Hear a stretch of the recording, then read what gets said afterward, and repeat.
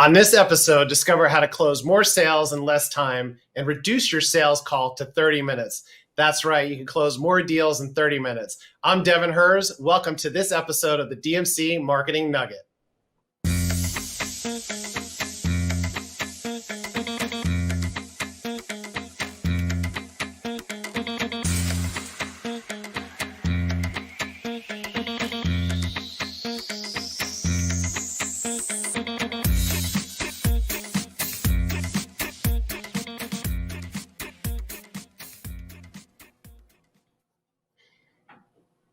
All right, here we go with another great episode. My guest today is a global impact strategist, investor, and the founder and CEO of Gain the Edge, a done-for-you provider of industry-leading sales systems and unicorn sales professionals, which he co-heads with his wonderful wife and entrepreneurial partner, Cindy. Welcome, Jim Padilla. All right, there we go. Good welcome. Thank you. I'm glad that you're here. I know you have extensive experience in the business world. Love to get a quick overview of how you got into this line of work and your focus on sales right now. Well, I've been a lifelong entrepreneur. I grew up in an abusive home, was in foster care as a teenager, on the streets in gangs, and then in jail by 19. And one of the things that you learn over a lifetime of looking over your shoulder and trying to figure out how to influence a room is how do you move people in your direction so that they don't see you as a threat, but see you as an ally. And that was my self-defense mechanism. That's why I survived.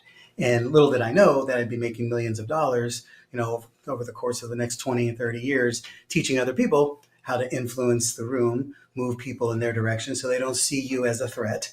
And they want to ally with you and really let down their guard and defenses and be able to give you a credit card. That's half the battle in sales. All right. Well, you learn something new every day. Well, I'm glad that all has gone much better for you since you were 19. And I know that business owners out there are always down to close more sales, shorten the sales cycle. I know some people have very long sales cycles.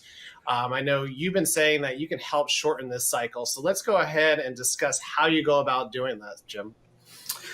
For sure. We've been very blessed in the last decade in our current iteration of business to serve a lot of the expert, consultant, coach, service-based entrepreneur in the top 10% of the industry, people who are really playing a big game. And they bring us in to be their sales division. And so we're usually doing high volume sales for a lot of people who are generating some good traffic.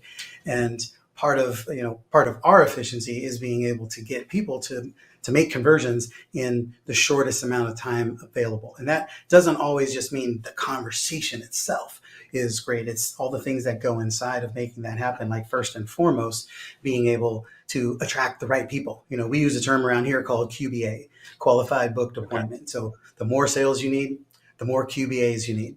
And most people are very busy selling the product they're selling in the moment. And what we focus on is trying to sell all of your products. So we want to attract the ideal QBA is the person who is designed to buy everything you have so they can stay with you over time and upsell and cross-sell and be around. Those are the people that become your raving fans. They also are easier to sell to because they understand what's going on inside your world because they're in here for a reason. So getting the right people, getting a highly targeted QBA who's got a bleeding neck problem to solve, which means it's a now problem to solve, not something they're just kind of interested in, right? So you want to make sure that that's always in play. And then one of the simplest things to really being able to shorten a sales cycle is the ability to just tell truth. And I mean, by truth doesn't mean, oh my gosh, I'm going to fake all my stuff and my credentials. I mean, tell people the truth. Like, what on earth are you thinking if you don't buy this? What are you actually going to do if you don't solve your problem with this now? Right? We make an intention that if we're in a conversation with somebody and they are not ready to buy right now, well, we want them to share with us what their exact plan is to solve this problem if they're not going to buy right now. Because we're not here to push a product on them. Because once they get off the phone, we're on to the next thing. And they have to go back to the problem that sent them here in the first place. Right? So we want them to be ever present and crystal clear. that helps out with objections, which we'll get into here in just a moment. But understanding their needs, their problems, and selling the solutions. And then if they say they're not ready at that time, you kind of put them on the spot to say, hey, well, you just told me you have these issues. What are you planning to do if not this? Is that how it kind of flows? And it comes from, like, for me, it's a lot more about philosophies than it is tactics. And one of my philosophies is I'm going to treat you as if you're a client before you're a client. And, I'm not going to wait till you pay me for me to tell you the truth or to give you a real strong quality recommendation of what you should do next. Right. I'm going to share everything I have with you because I may never have another chance to tell you the truth and share what's actually going on. So my job is just to hold up that mirror and say, here's the situation. You really should do something about it. Right. And too many times we just focus on, it instantly brings credibility to you and telling the truth and being upfront. I think that creates an instant connection. It does. It's funny because most people don't really like the truth, but we can't turn away from it. It's kind of like watching, driving by the accident and doing your best not to look at it, but you look at it anyway. Right. It's like we just can't help but be drawn to the truth, even if we hate it.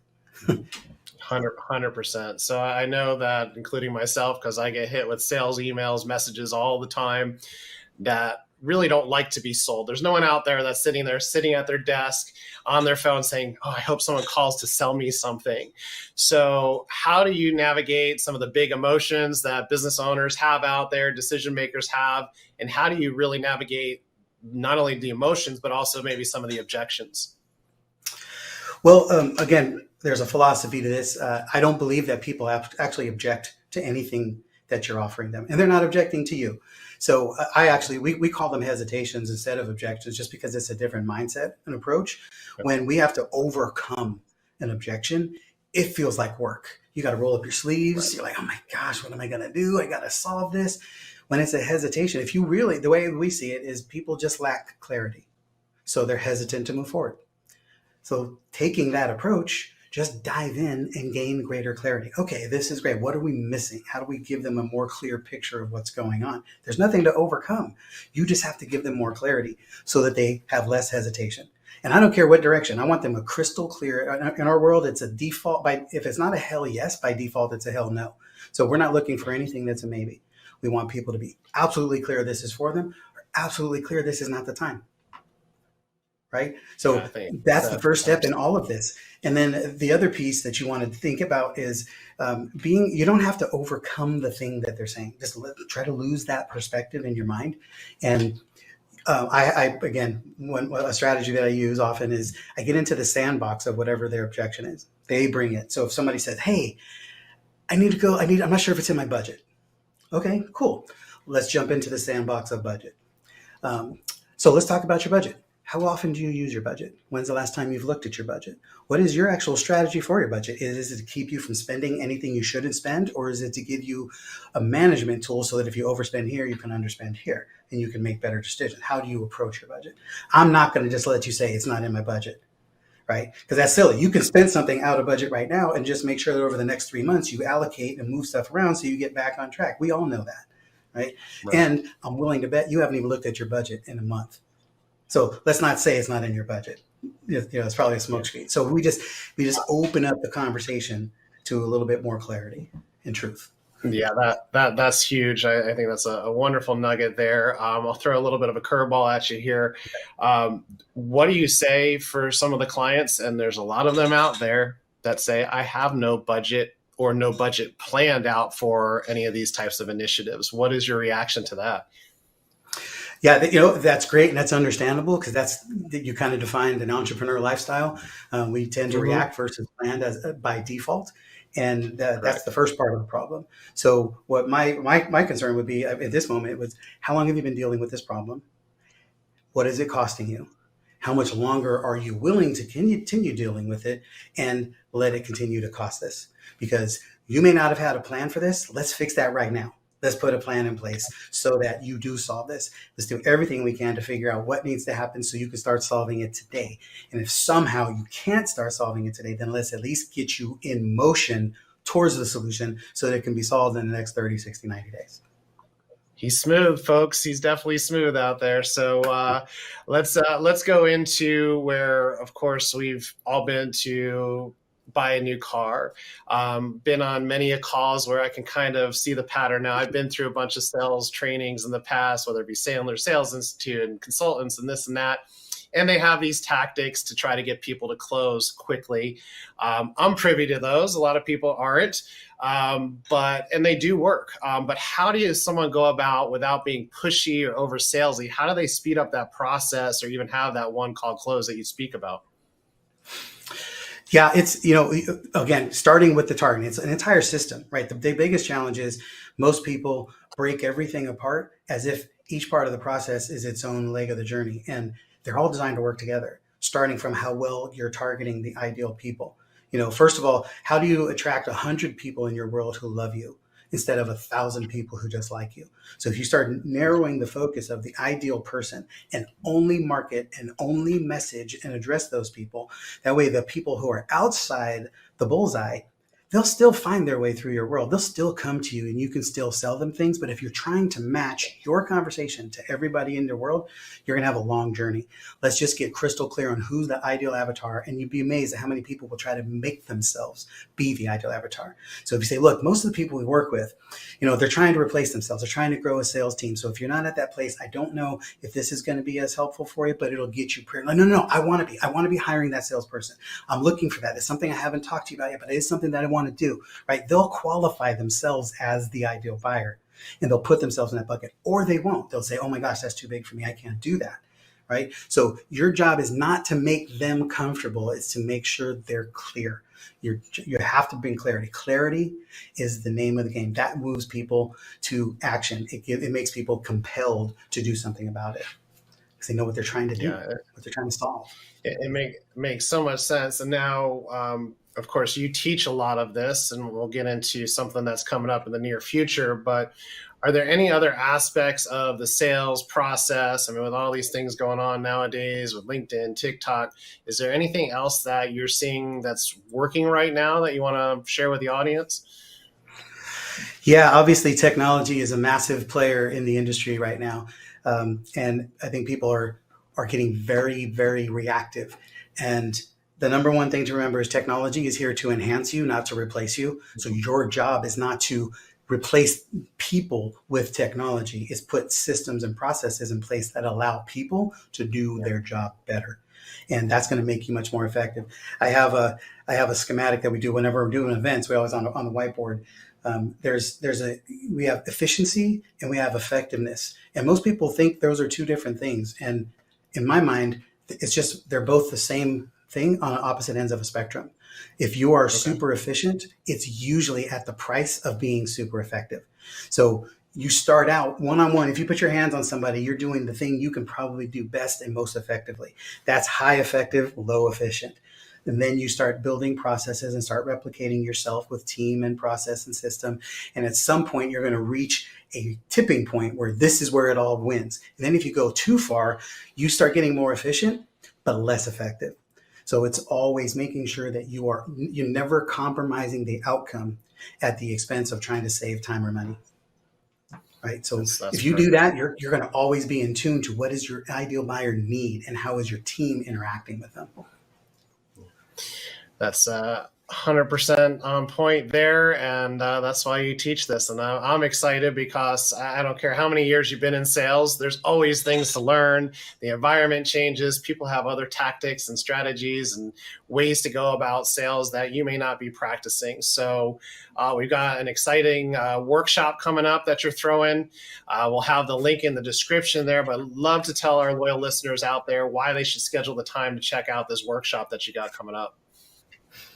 Yeah, we're excited about it. This is actually something we used to do over a 2-day experience, and this is now a 3-day workshop. So I have been challenged to pare down my genius to a 3-hour workshop, but it's a sales strategy simplified workshop. And the short answer is it's about developing your money-making plan. Most people don't make the money they want simply because they didn't actually plan for it. And you want to have a plan that will allow you, and we create a 1-page, what we call our strategic 1-page money making plan. And it looks like this. And it's on here is everything that we do to make money. so that everybody on our team has access to it. Any contractors we hire, everybody knows what's the objective. Who's the who? What is the person you're trying to serve? What's their bleeding neck problem? What are your solutions? What are the key offers that you're going to be pushing into this opportunity? What is your revenue targets? How much of what are you going to sell to reach those revenue targets? Where are your lanes that you're going to find them? Where you can find do your primary lead generation, and then what is your cadence? This is a big one. This is like our secret sauce. Is how do you create a cadence? Everybody should have a cadence, meaning I do a weekly webinar, I do a monthly workshop, I do a quarterly event, I do podcast interviews. Right? What you should be able to know exactly when you're doing what activities, and everybody in your team knows what those activities are, so that you have predictability and consistency in how you're going to serve your prospects and your qualified booked appointments, so that everybody's moving in the same direction. It changed the game when everybody in your company is working on the same rhythm all the time. All of a sudden, revenue starts happening as a measure of consistently predictable activities.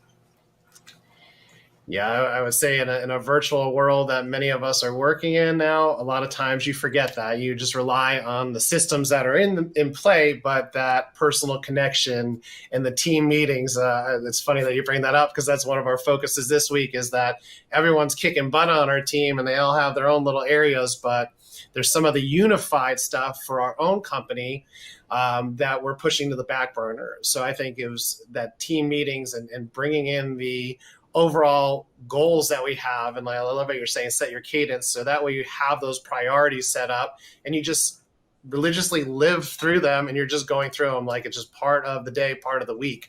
So I think that's a great point. Jim, when's the actual workshop? What date and time is that coming up? That's coming up Thursday, the 20th, 10 a.m. Pacific time. And so whatever you have going on, I highly recommend that you jump in, because the goal here is that no matter where you are on your 2023 revenue targets, we want you to hit them by the end of the year, because you can make your entire year in the second half of the year. No problem, as long as you plan for it. Absolutely. Well, definitely hit that link in my description of this episode, so that way you can register for the event coming up in a couple days. And Jim, if someone wants to get a hold of you, whether it's after this workshop, I know you may have other workshops, what's the best way to get a hold of you? Best place to find me is at jimp360.com, JIMP360.com. Once you get there, hit the contact button, shoot me a text message, tell me you found me here on the Nugget podcast, and let me know that you're interested in sales team support, and we'll connect with you and get you the resources you need. This is awesome, Jim. Thanks for all the wonderful sales nuggets. Anything else you want to tell the audience out there? You know, I will give you one just little other nugget, because we're coming up against this all the time right now. If you're not a sales expert, you can't force yourself to become one, and you shouldn't have to. So just tell yourself and tell the people you're talking to, say, look, here, write this down. Actually, write down this exact phrase. I'm world-class at solving this problem. I'm just not world-class at selling it. So be patient with me. And if you deliver that message to people on the phone, what do you think is going to happen to you and to them, right? Pressure is going to drop, relax. They're going to become a fan. All of a sudden, they're going to want you to win. They're like, hey, you're doing great. Don't worry about it. Now you start working together to solve a problem. Huge. Ooh, man, the psychology of sales. Gotta love it. Well, thanks again. I would say if you get out there and pair Jim's sales tactics with our DMC marketing prowess, and boom, you got the 1-2 punch to generate more leads and close more deals quickly. And if you're watching this, go ahead and give us a thumbs up. Leave your thoughts in the comments. Check us out on all your favorite podcast streaming platforms, or visit dmcmarketingnugget.com to watch all of our past episodes. Here's to your success.